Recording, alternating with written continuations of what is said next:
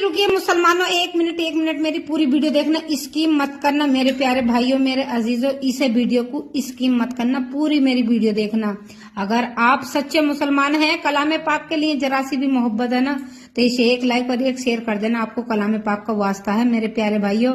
ये सूरत है इन्ना आतईना का कौशर फसल्ली रब्बिका वअनहर इन्ना शयानका लहुवा अबतर। तो मेरे प्यारे भाइयों, ये सूरत है जोहर की नमाज पढ़ने के बाद ये 3 मरतबा पढ़नी है और अपने ऊपर दम कर लेना है। इंशाअल्लाह आपके ऊपर जितनी भी परेशानी होंगी सारी दूर हो जाएंगी और अल्लाह पाक हर परेशानी से महफूज रखेगा। और इस वीडियो को ज्यादा से ज्यादा शेयर करें। अगर यकीन नहीं है ना, विश्वास नहीं है, तो इस वीडियो को शेयर करें, तुरंत आप सभी की परेशानियां दूर हो जाएंगी।